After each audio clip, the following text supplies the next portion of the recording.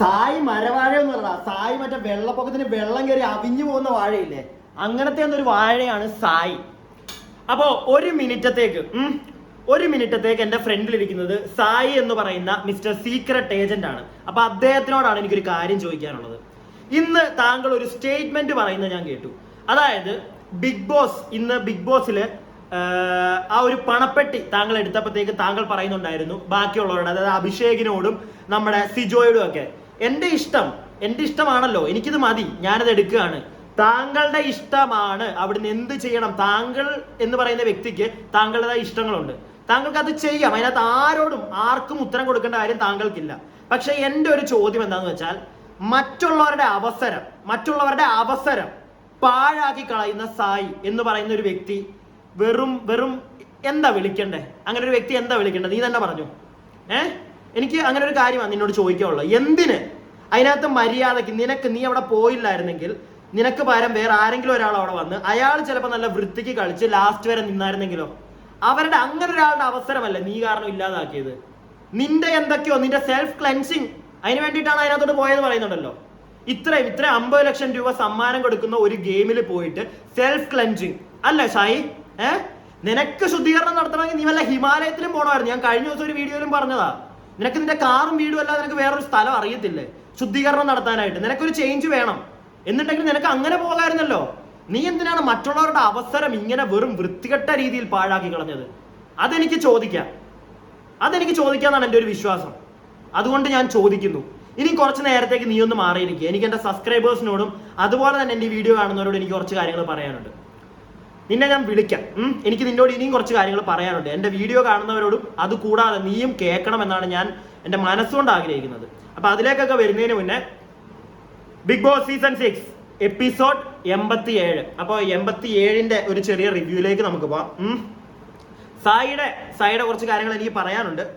വരട്ടെ, ഒരു പോയിന്റ് എത്തും, അവിടെ വെച്ച് നമുക്ക് സംസാരിക്കാം. അപ്പൊ ഇന്ന് നമ്മുടെ ആദ്യമേ തന്നെ നാട്ടുരാജാവ്, ഞാൻ നേരത്തെ ഒരു വീഡിയോ ചെയ്തിട്ടുണ്ടായിരുന്നു. അപ്പൊ അതിനകത്ത് ഓൾറെഡി പറഞ്ഞതാണ്, നാട്ടുരാജാവ് എന്ന് പറയുന്ന ഒരു ടാസ്ക് നമ്മുടെ ബിഗ് ബോസ് കൊടുക്കുന്നുണ്ട്. അപ്പൊ അതിനകത്ത് ബാക്കി കണ്ടസ്റ്റന്റ് എല്ലാം കൂടെ ഒരാളിനെ അവിടുത്തെ രാജാവായിട്ട് തിരഞ്ഞെടുക്കണം. അപ്പൊ അതിനകത്ത് എല്ലാവരും കൂടെ കൂടിച്ചേർന്ന് തീരുമാനിക്കുന്ന ഓരോ ആൾക്കാർ പേര് പറയാൻ തുടങ്ങി. ആദ്യമേ ജാസ്മിൻ ആണ് തുടങ്ങിയത്, നമ്മുടെ സായിയുടെ പേര് പറയുന്നുണ്ട്. അങ്ങനെ ഓരോരുത്തരും മിക്ക ആളുകളും സായിയുടെ പേര് പറഞ്ഞു. അതിനകത്ത് ഞാൻ ശ്രദ്ധിച്ചത് നമ്മുടെ ജിൻഡോ ചേട്ടൻ മാത്രം ഋഷിയുടെ പേര് പറയുന്നത് കേട്ടു. ഋഷിയുടെ പേര് പറഞ്ഞപ്പോൾ ഋഷിക്ക് ഒരു സമാധാനം. ഓ, ജിൻഡോ പറഞ്ഞല്ലോ. ഉടനെ നേരെ നമ്മുടെ ഋഷി കൂടെ തിരിഞ്ഞു നോക്കുന്നുണ്ട്. അബിയാണ് തൊട്ടിപ്പറയിരിക്കുന്നത്, അബിയെ നോക്കുന്നുണ്ട്. അബി ഇനി എന്റെ പേര് പറയുമോ? അപ്പത്തേക്ക് അബി നേരെ സായി. അത്രേ ഉള്ളൂ, അബി ഇത്രേ ഉള്ളൂ. അബി നല്ലൊരു ഗെയിം പ്ലെയർ ഒക്കെ തന്നെയാണ്. അത് ആദ്യമേ മനസ്സിലാക്കേണ്ടത് അവിടെ അകത്തിപ്പോഴുള്ള ഋഷിയാണ്. ഋഷി ഇപ്പോഴും അവൻ ഭയങ്കര ഫ്രണ്ടാണ്, അവൻ എൻ്റെ കൂടെ നിൽക്കും, എല്ലാത്തിനും വെറുതെയാണ്. അൻസിബ എന്ന് പറയുന്ന ഒരു വ്യക്തി ഋഷിയോട്, നമ്മളിപ്പോ ഞാൻ ഓർക്കുന്നുണ്ട്, ഋഷിയോട് പറഞ്ഞിട്ട് പോയി, നിന്റെ കൂടെ അബിയുണ്ട്, നിനക്ക് എല്ലാം അവനോട് പറയാം, നിന്റെ കൂടെ നിൽക്കും. വെറുതെയാണ്.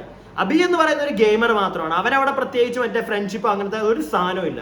അത് എനിക്ക് അവൻ്റെ ഒരു തെറ്റായിട്ട് തോന്നുന്നില്ല. അങ്ങനെ വേണം സത്യം പറഞ്ഞ അതിനകത്ത്. അത് അവൻ ചെയ്യുന്നു. അപ്പൊ ഋഷി ഒരുപാട് അവനിൽ നിന്ന് പ്രതീക്ഷിച്ച് കഴിഞ്ഞാൽ മറ്റേ അർജുനെ ഇടയ്ക്ക് അവൻ നല്ല ഫ്രണ്ടായിട്ട് കണ്ടിട്ട് പിന്നെ മാറ്റി പറയേണ്ടാവുന്നല്ലോ. ആ ഒരു അവസ്ഥയിലേക്ക് വരും അബിയുടെ കാര്യത്തിലും.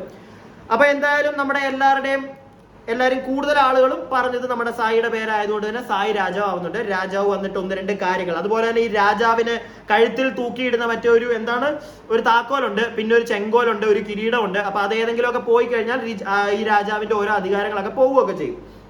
അപ്പൊ ഈ രാജാവ് വന്നിട്ട് 1-2 കാര്യങ്ങൾ അവിടെ പറയുന്നുണ്ട്.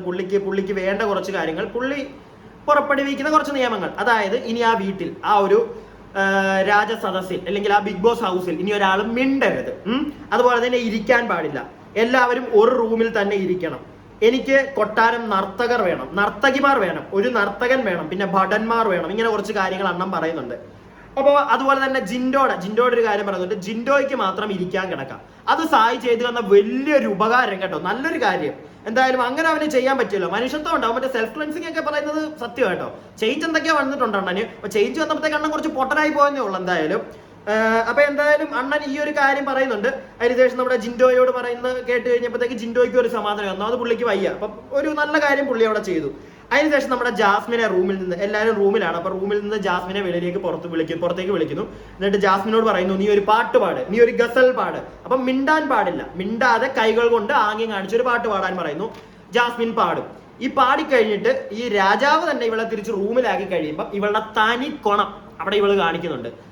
സായി ആ റൂം അങ്ങോട്ട് അടച്ച് തിരിഞ്ഞു കഴിയുമ്പോഴത്തേക്ക് പോടാ ഊളെ. ഇതാണ് ജാസ്മിൻ. കുറെ ചേട്ടന്മാരുണ്ടല്ലോ ജാസ്മിനെ വെളുപ്പിക്കാനും, ജാസ്മിന്റെ കുറെ ഫാൻസ് ആയിട്ടുള്ള കുറെ ചേച്ചിമാരൊക്കെ ഉണ്ട്. അപ്പൊ അവരോടാണ് എനിക്ക് പറയാനുള്ളത്, നിങ്ങളിത് കേൾക്കണം. നിങ്ങളിത് കേൾക്കണം, പോടാ ഊളെ. അപ്പൊ ഇതാണ് നിങ്ങൾക്കും നിങ്ങളുടെ മക്കൾക്കും അല്ലെങ്കിൽ ഈ നാട്ടിലുള്ള കൊച്ചു പിള്ളേർക്ക്, ഈ ടി വിയിൽ ഇരുന്ന് ഈ സാധനം കാണുന്ന പിള്ളേർക്കെല്ലാം വേണ്ടിയിട്ട് അവർക്ക് കൊടുക്കാനുള്ള ഒരു നല്ലൊരു കാര്യം. ഇങ്ങനത്തെ നല്ല നല്ല വാക്കുകൾ, ഊളെ. അതുപോലെ തന്നെ അതും പോട്ടെ, അതൊരു ഗെയിമാണ്, ഒരു ടാസ്ക് ആണ്. അപ്പൊ ഇവള് അവിടെ ആ ഒരു ബിഗ് ബോസ് എന്ന് പറയുന്ന വ്യക്തിക്ക് ഇവൾ എന്ത് വിലയാ കൊടുത്തിരിക്കുന്നത്? ജനങ്ങൾക്ക് കൊടുക്കണ്ട, ഇവളുടെ വാപ്പയ്ക്കും ഉമ്മയ്ക്കും കൊടുക്കണ്ട. ഒരു സ്ഥലത്ത് ഒരു ഗെയിം കളിക്കുന്നു, ആ ഗെയിം കളിപ്പിക്കുന്ന ഒരാള് ഇത്രയും പൈസ വെച്ചിട്ടാ, അയാൾക്ക് ഇവൾ എന്ത് വിലയാ കൊടുക്കുന്നത്? കാരണം അയാൾ പറയുന്നുണ്ട് ഈ ഒരു ഗെയിമില്, ഈ ഒരു ടാസ്കിൽ ഇവള് നല്ലൊരു ഗെയിമറാന്ന് പറയുന്നവരൊക്കെ ഇത് കേൾക്കണ്ട കേട്ടോ, ഇവളുടെ ഗെയിമിംഗ് ആണിത്.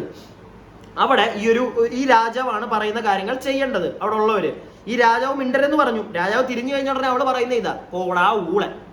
നല്ല ഗെയിമർ അല്ലേ, നല്ല ഗെയിമർ, നല്ല സ്ട്രാറ്റജിയാണ് അവളുടെ. അപ്പൊ ഈ ഗെയിമർ ആണെന്ന് പറയുന്നവർക്ക് വേണ്ടിയാണ്, അത് ഓർത്ത് വെച്ചോണം, നല്ല സ്ട്രാറ്റജി അവളുടെ മോളുടെ. അപ്പൊ അത് കഴിയുന്നുണ്ട്, അതും കഴിയട്ടെ. അത് കഴിഞ്ഞിട്ട് പിന്നെ നമ്മുടെ ഈ ബിഗ് ബോസിലെ എഡിറ്റർമാര് ജനങ്ങളെ പൊട്ടന്മാരാക്കുന്ന ഒരു സാധനം ഞാനിവിടെ പറഞ്ഞുതരാം. ഇത് കഴിയുമ്പോൾ നേരെ കിച്ചണിലെ കുറച്ച് പരിപാടികൾ കാണിക്കുന്നുണ്ട്. കിച്ചണിൽ ശ്രീതു ഡാൻസ് കളിക്കുന്നു, ബാക്കിയുള്ളവർ നമ്മുടെ അർജുനൊക്കെ പാട്ട് പാടിയിട്ട് ഡാൻസ് കളിക്കുന്നുണ്ട്. അപ്പം ആദ്യമേ സായി പറയുന്ന അവിടെ ആരും മിണ്ടാൻ പാടില്ല. അത് കഴിഞ്ഞിട്ട് എപ്പിസോഡിൽ കാണുന്ന എല്ലാവരും മിണ്ടുന്നു, ഇവളോട് ഡാൻസ് കളിപ്പിക്കുന്നു, പാട്ട് പാടുന്നു. ഈ കാണുന്ന ജനങ്ങൾ എന്താ പൊട്ടന്മാരാണെന്നാണോ ഈ ബിഗ് ബോസിന്റെ എഡിറ്റേഴ്സിന്റെ വിചാരം? അല്ലെങ്കിൽ ഞങ്ങളെന്താ എല്ലാരും എല്ലാരും ഒന്നും ഈ ലൈവ് ഒന്നും കാണുന്നില്ല ചേട്ടന്മാരെ? ഇല്ല, കാണുന്നവരെന്ത് പെട്ടെന്ന് മറ്റേ കിളി പോമേ, എന്താണ് മിണ്ടരെന്ന് പറഞ്ഞിട്ട് പിന്നെന്താ വരുന്നു മിണ്ടുന്നു എന്നുള്ളൊരു ചോദ്യം ഏതൊരു പ്രേക്ഷകനും വരുമെന്നാണ് എൻ്റെ ഒരു വിശ്വാസം. നിങ്ങൾ എന്താ ബിഗ് ബോസിലെ എഡിറ്റർമാർ ഉദ്ദേശിക്കുന്നത്? അറ്റ്ലീസ്റ്റ് അതെന്തെങ്കിലും നിങ്ങൾ മിണ്ടാം എന്ന് പറയുന്ന ഒരു സാധനം ഒന്ന് കാണിക്കായിരുന്നു. അതൊന്നും അവിടെ ഇല്ല. ജനങ്ങൾ ഊഹിച്ചെടുത്തോണം, ഈ ലൈവ് പോലും കാണാതെ എപ്പിസോഡ് കാണാതിരിക്കുന്നവർ. അപ്പം പുച്ഛമാണ് ജനങ്ങളെ മൊത്തത്തിൽ ബിഗ് ബോസിലുള്ളവർക്കും അല്ലേ, എന്തെങ്കിലും ആയിക്കോട്ടെ. അപ്പൊ അത് കഴിയുമ്പോഴത്തേക്ക് നമ്മുടെ സായി ചേട്ടൻ, സായിക്കൊരു ഒരു രാജ്ഞിയെ വേണം. അപ്പൊ നോറയെ വിളിക്കുന്നു, ആദ്യമേ അടുത്തിരുത്തുന്നുണ്ട്. ഇരുത്തിയിട്ട് നോറയോട് കുറെ കാര്യങ്ങളൊക്കെ സംസാരിച്ച് നോറയ്ക്ക്, അപ്പം വിളിക്കുമ്പോഴത്തേക്ക് തന്നെ നോറ പറയുന്നത് എന്റെ ക്യാരക്ടർ അങ്ങനൊന്നും അല്ല, ഞാൻ വരത്തില്ല. ഇല്ല, അപ്പം ബാക്കിയുള്ളവർ പറയുന്നത് അത് രാജാവാണ് പറയുന്ന കേൾക്കൂ. അപ്പൊ പിന്നെ നോറ പോയി ഇരിക്കുന്നുണ്ട്. നോറയുടെ ഒരു സാധനമാണ് നിങ്ങൾ നോക്കേണ്ടത്. നോറയും ജാസ്മിൻ, ചില ചേട്ടന്മാരെ ഞാൻ കണ്ടിട്ടുണ്ട്, ഞാൻ അവരോട് പേഴ്സണലി ഞാൻ കമന്റ് ബോക്സിൽ തന്നെ പറയുന്നുണ്ട്, ഈ കമ്മ്യൂണിറ്റി കാസ്റ്റ് ഇതൊന്നും പിടിച്ചോണ്ട് ഇതിനകത്തോട്ട് വരണ്ടെന്ന് ഞാൻ പറഞ്ഞിട്ടുണ്ട്. അപ്പൊ അങ്ങനെയുള്ള ചേട്ടന്മാരോടാ ഈ ജാസ്മിനും നോറയും ഏതാണ്ട്, ഞാൻ അതിന് ഏത് കാസ്റ്റ് എന്ന് പോലും ഞാൻ പറയുന്നില്ല. അതിനകത്ത് ഒരാൾ കാണിക്കുന്നത് നമ്മൾ കണ്ടു, മറ്റേ ആളുടെ നിങ്ങൾ കണ്ടോ? അയാൾ എങ്ങനെയാണ് ചെയ്യുന്നതെന്നുള്ളത്. അയാളെ അവിടെ ഒരു ഗെയിമിന് പോലും അടുത്തിരുത്താൻ വിളിച്ചപ്പോഴത്തേക്ക് ഇല്ല, എന്റെ ക്യാരക്ടർ അങ്ങനല്ല, ഈ ഒരു സാധനം അവിടെ പറയുന്നത്. എന്തും ആയിക്കോട്ടെ, ഈ കാസ്റ്റ് പറഞ്ഞവരോട് മാത്രം, ബാക്കിയുള്ളവർ മൈൻഡ് ചെയ്യണ്ട കേട്ടോ, വിട്ട് കളഞ്ഞേക്കുക. എനിക്ക് പറ്റിയൊരു തെറ്റാണെന്ന് വിചാരിച്ചു ഈ പറഞ്ഞത്. ഈ കാസ്റ്റ് പറയുന്ന ചേട്ടന്മാരാണോ, ഒന്ന് കണ്ടാൽ കൊള്ളാം കേട്ടോ അതൊക്കെ ഒന്ന്. അപ്പൊ നോറ വന്നിരിക്കുന്നുണ്ട്. നോറയ്ക്ക് ഈ രാജാവ് കീ കൊടുക്കും, താക്കോല്. ഈ നോറയുടെ ഈ താക്കോല് കിട്ടിക്കഴിഞ്ഞപ്പോഴത്തേക്ക് ബാക്കി എല്ലാവരും ഫൈറ്റ് ആയി നോറയുടെ ഈ സാധനം മേടിക്കാൻ. മെയിൻ ആയിട്ട് അഭിഷേക് പിടിച്ചു വലിച്ച് നോറയിൽ നിന്ന് മേടിക്കുന്നുണ്ട്. നോറ അവിടെ കിടന്ന് കരയുന്നൊക്കെ കാണിക്കുന്നുണ്ട്. പിന്നെ കുറെ നേരത്തേക്ക് നോറ അവിടെ കാണിക്കുന്നില്ല. ലൈവ് ഞാനും കുറച്ച് നേരം മിസ്സായി പോയി. അപ്പൊ എന്ത് പറ്റി? നോറ ഭയങ്കരമായിട്ട് കരയുന്നുണ്ട്. ഇനി അതിന് ശേഷം അവളെ വേറെ റൂമിലേക്ക് എന്തെങ്കിലും മാറ്റിയോ എന്ന് എനിക്ക് അറിയത്തില്ല. ഞാനും ആ ലൈവിൽ കുറച്ച് ഭാഗങ്ങൾ വിട്ടുപോയി. എന്തായാലും അഭിഷേക് ചെയ്തത് ഒരു പരിധി കൂടുതൽ ഗെയിമാണ് ആയിക്കോട്ടെ, പക്ഷെ ഇങ്ങനെ കിടന്ന് പിടിച്ച് ഒരു പെങ്കൊച്ചിന്റെ കൈ പിടിച്ച് തിരിച്ച് മറിച്ച് അവളുടെ ഇത് മേടിക്കേണ്ട എന്തിനാണ് അതിൻ്റെയൊക്കെ ആവശ്യം എന്നേ എനിക്ക് തോന്നിയുള്ളൂ കേട്ടോ. പറഞ്ഞെങ്കിൽ തെറ്റായിട്ടുണ്ടെങ്കിൽ നമ്മുടെ അഭിഷേകിന്റെ ഫാൻസ് ഉണ്ടെങ്കിൽ ക്ഷമിക്കുക, കാരണം അതിന്റെ ആവശ്യമില്ല. അവൾ ഒന്നാമത് മറ്റേ തൊട്ടാ കരയുന്ന ഒരു ഐറ്റം, എന്തിനാ വെറുതെ അവരെ കരയിക്കുന്നത്? അതുപോലെ തന്നെ ആർക്കും അവളോട് അറ്റാച്ച്മെന്റ് അവിടെ ആർക്കും ഇല്ല എന്ന് ഞാൻ ഇന്നലെ പറഞ്ഞു കഴിഞ്ഞതാണ്. പക്ഷേ എന്തിനാ അവളെ എല്ലാവരും കൂടെ ഒറ്റപ്പെടുത്തുന്ന ഒരു സാധനം ഞാനിന്ന് കണ്ടിട്ടുണ്ട്. അപ്പൊ എനിക്കിത് കണ്ടപ്പോൾ ഞാൻ ആലോചിച്ചത്, ഇവന്മാരെല്ലാം പൊട്ടന്മാരാ. ഇവളെ ഇങ്ങനെ ഒറ്റപ്പെടുത്തുമ്പോഴത്തേക്ക് ബാക്കി കുറെ പേരുടെ ഫ്രണ്ടിൽ നോറ എന്ന് പറയുന്നത് ഒരു പാവം കൊച്ചായിട്ടും എന്തിനാണ് ഇവളെ ഇങ്ങനെ എല്ലാവരും ഒറ്റപ്പെടുത്തുന്നത് ഒരു സാധനം വരും എല്ലാവർക്കും. സോ അങ്ങനെ ഒരു സോഫ്റ്റ് കോർണർ അവർക്ക് വരും, അങ്ങനെ അവർക്ക് വോട്ട് കിട്ടും. ഇത് ഈ അതിനകത്ത് നിൽക്കുന്ന ഈ ബുദ്ധിമാന്മാരായിട്ടുള്ള പൊട്ടന്മാർക്കൊന്നും മനസ്സിലാവുന്നില്ല, എനിക്ക് അറിയാൻ പാടില്ല. എന്തായാലും അത് കഴിയുന്നുണ്ട്. അതിനുശേഷം ഈ നമ്മുടെ രാജാവിന്റെ ഒരു ആഗ്രഹമാണ് ജയിലിൽ പോകണമെന്ന്. അങ്ങനെ രാജാവിനെ ജയിലിലിടുന്നു. അതിന് മുമ്പൊക്കെ കുറെ കാര്യങ്ങളുണ്ട്, നമ്മുടെ ശ്രീധുവിനെയൊക്കെ പിടിച്ച് ജയിലിലിടുന്നുണ്ട്. അതൊന്നും എപ്പിസോഡിലില്ല, എപ്പിസോഡിലുള്ള കാര്യങ്ങളെ പറയുന്നുള്ളൂ. അതൊക്കെ വെറുതെ ഒരു രസത്തിനാണ് ചെയ്യുന്ന കാര്യങ്ങൾ മാത്രമേ ഉള്ളൂ. എന്നാൽ രാജാവ് പറഞ്ഞിട്ട് രാജാവായ സായിയെ പിടിച്ച് അകത്തിടുന്നുണ്ട്. രാജാവിനെ കൂട്ട് വേണം, രാജ്ഞിമാർ. അപ്പൊ നോറ ഇല്ലാത്തതുകൊണ്ട് അടുത്ത നമ്മുടെ ജാസ്മിൻ ഓൾറെഡി ഒരു രാജ്ഞിയാണ്. പിന്നെ കൂട്ടിന് നമ്മുടെ രാജ്ഞിയായിട്ടുള്ള ശ്രീധുവിനെയും കൂടെ വിളിക്കുന്നു. രണ്ടുപേരും അകത്തിടുന്നു. അതിനുശേഷം നമ്മുടെ നർത്തകൻ ഋഷിയായിരുന്നു. അപ്പം ഋഷിയെ കൊണ്ടൊക്കെ ഇടയ്ക്ക് ഡാൻസ് കളിപ്പിക്കുന്നുണ്ട്. ഈ നർത്തകനെയും പിടിച്ച് ജയിലിലിടുന്നു. പിന്നെ ജിൻഡോ ചേട്ടൻ വരുന്നു. ഇവരങ്ങനെ ഒരു 3-4 പേര് ജയിലിനകത്ത് കിടക്കുക. അപ്പത്തേക്ക് ബിഗ് ബോസ് പറഞ്ഞു സായിയുടെ പരിപാടി കഴിഞ്ഞു, സായി ഇനി രാജാവല്ല, വിട്ടേക്ക്, അടുത്ത ആളെ തെരഞ്ഞെടുത്തു. അങ്ങനെ പറഞ്ഞു കഴിയുമ്പോഴത്തേക്ക് നമ്മുടെ രാജാവായിട്ട് സിജോ രാജാവ് വരുന്നുണ്ട്. സിജോ രാജാവ് കുറച്ചു നേരം നിന്ന് അങ്ങോട്ട് ബെല്ലേ ബേഷ് പരിപാടികളൊക്കെ കാണിക്കും. അണ്ണനും ഇതേ കണക്ക് ഒരു 3-4 റൂളൊക്കെ ഇടും കേട്ടോ. ആണുങ്ങളുടെ ഡ്രസ്സ് പെണ്ണുങ്ങൾ ഇടണം, പെണ്ണുങ്ങളുടെ ഡ്രസ്സ് ആണുങ്ങൾ ഇടണം, പിന്നെ റൂമിലൊക്കെ ചോദിച്ചിട്ടേ കയറാൻ പാടുള്ളൂ, അങ്ങനത്തെ കുറച്ച് കാര്യങ്ങളൊക്കെ അണ്ണനും അവിടെ കൊടുക്കുന്നുണ്ട്. വലിയ കാര്യമൊന്നുമില്ല. പിന്നെ അവർ അതിന്റെ പേരിൽ അങ്ങനെ കുറച്ച് ഗെയിംസും പരിപാടിയും എപ്പിസോഡിനകത്തൊന്നുമില്ല. പിന്നെ അവരുടേതായിട്ടുള്ള കുറച്ച് പരിപാടികൾ ഒരു എന്റർടൈൻമെന്റ് പോലെ അവിടെ കാണിച്ചു പോകുന്നുണ്ട്. നമുക്ക് ജനങ്ങൾക്ക് അത് വലിയ എന്റർടൈനിങ് ആയിട്ടൊന്നും തോന്നാൻ ചാൻസ് ഇല്ല. അതുകൊണ്ടായിരിക്കും എപ്പിസോഡ്, പിന്നെ സമയത്തിന്റെ പരിധി വലുതായിട്ടൊന്നും കാണിച്ചിട്ടില്ല. അപ്പം ഇതെല്ലാം കഴിഞ്ഞു കഴിയുമ്പോഴത്തേക്ക് സിജോയുടെ പരിപാടിയും കലാപരിപാടിയും രാജാവായിട്ടുള്ളതൊക്കെ കഴിഞ്ഞു കഴിയുമ്പോഴത്തേക്ക് ഇന്ന് 2 പേരുടെയാണ് കാണിച്ചത്. ഇനിയും രാജാവിന്റെ പരിപാടിയൊക്കെ ഉണ്ട്. നാളത്തെ എപ്പിസോഡിലൊക്കെ കാണാം. നാളെ എനിക്ക് തോന്നുന്നു നമ്മുടെ ജിൻഡോ ചേട്ടനാണ് രാജാവായിട്ട് വരുന്നത്. അപ്പൊ ഇന്ന് ഈ ഒരു കലാപരിപാടിയൊക്കെ കഴിയുമ്പോഴത്തേക്ക് നമ്മുടെ പണപ്പെട്ടി അവിടെ കൊണ്ട് വെക്കുന്നുണ്ട്. അപ്പൊ ബിഗ് ബോസ് ഈ പണപ്പെട്ടി വെക്കുമ്പോൾ തന്നെ ഒരു കാര്യം പറയും.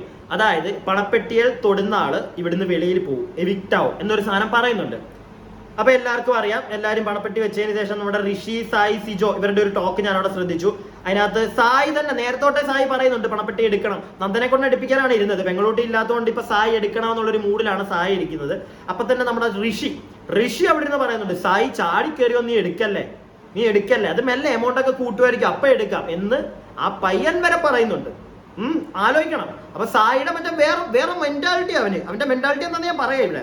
അപ്പൊ എന്തായാലും അത് കഴിയുമ്പോഴത്തേക്ക് നമ്മുടെ സായി കുറച്ചു നേരം അവിടെ സംസാരങ്ങളൊക്കെ നടക്കുന്നു. അതിന് ശേഷം ഓരോ വഴിയെ സായി അവിടെ നിന്ന് ആപ്പിൾ കുറച്ചുകൊണ്ടിരിക്കുക. ആപ്പിൾ കഴിച്ച് മറ്റേ ആലോചിച്ച് സെൽഫ് ക്ലീൻസിങ് നടത്തി ശുദ്ധീകരിച്ച് മറ്റേ അകത്തെ വെള്ളമൊക്കെ അവൻ പുറത്തേക്ക് വിട്ട് പച്ച മനുഷ്യനായപ്പോൾ നേരെ എണ്ണീക്കുന്നു, അവിടുന്ന് പോകുന്നു. മറ്റേ വലിയ സ്ഥാനത്തിൽ മറ്റേ സെറ്റപ്പാ ഞാൻ പെട്ടി അങ്ങോട്ട് അടയ്ക്കുന്നു. ബിഗ് ബോസ് അവിടുന്ന് തന്നെ ബിഗ് ബോസ് പറയുന്നില്ല. അപ്പം ഇവൻ മറ്റേ തട്ടി കഴിയുമ്പോഴത്തേക്ക് അവിടുന്ന് അഭി മറ്റേ ഓടി വന്നിട്ട് അയ്യോ സായി നീ എന്തിനാണ് തൊട്ടത്, ഋഷി ചോദിക്കുന്നു, സിജ വരുന്നു, എല്ലാരും ചോദിക്കുന്നു. ഇല്ല, എനിക്ക് ഓക്കെയാണ്, എനിക്ക് മതി, എന്റെ തീരുമാനമല്ലേ, സെറ്റ്.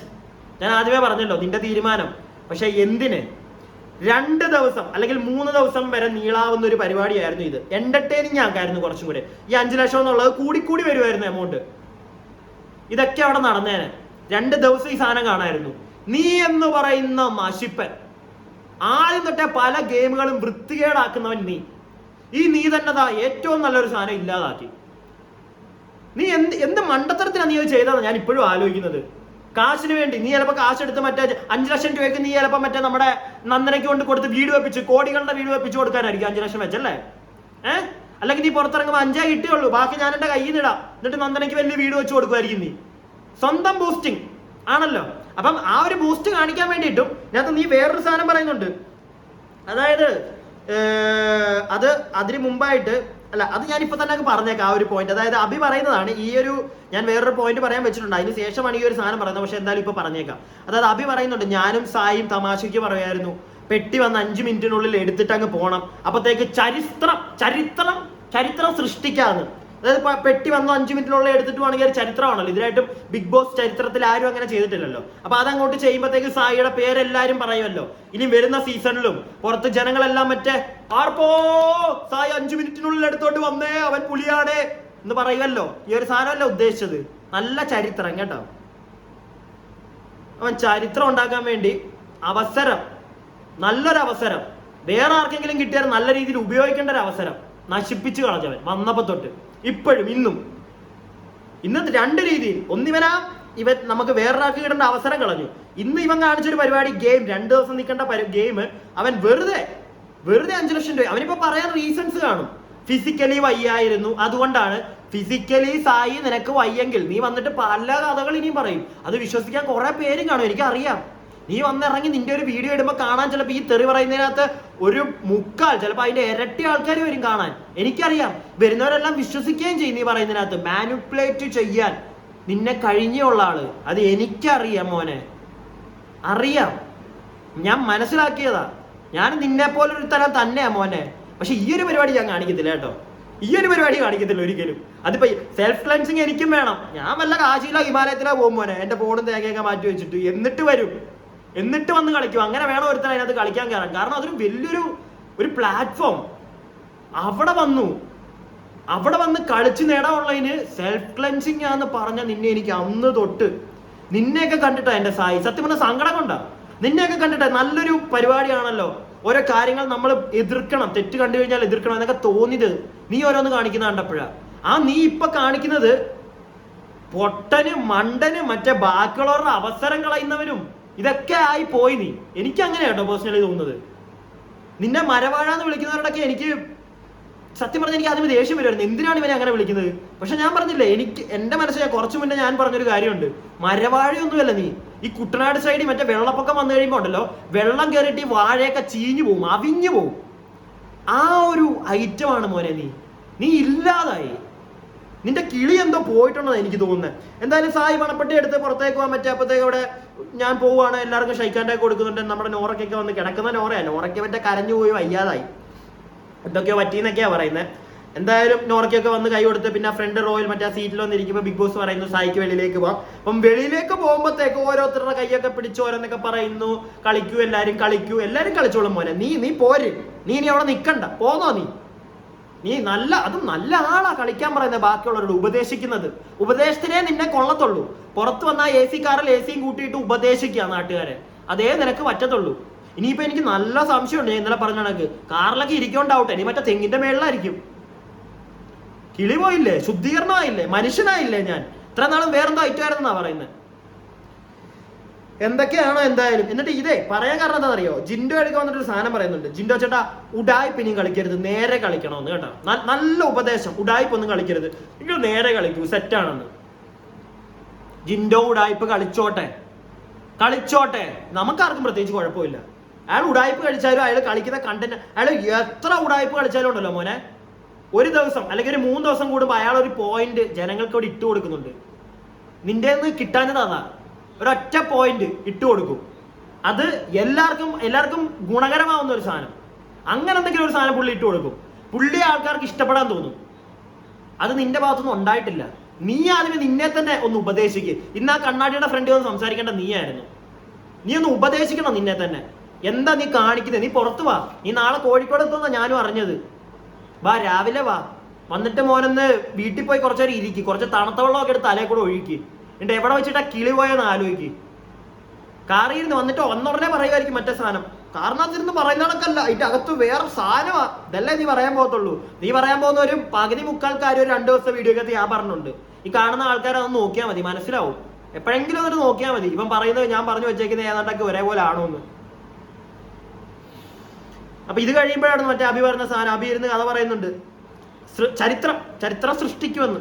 ചരിത്രം സൃഷ്ടിച്ചു കേട്ടോ. ഇനി പുറത്തു വന്നിട്ട് പറയും, മണി പണപ്പെട്ടി ഞാനാണ് എടുത്തത്, അപ്പൊ ഞാൻ ഇവിടെ നിന്ന് പറയാം, അല്ല നീട്ടണൊരു മുക്ക് തരാം കേട്ടാ.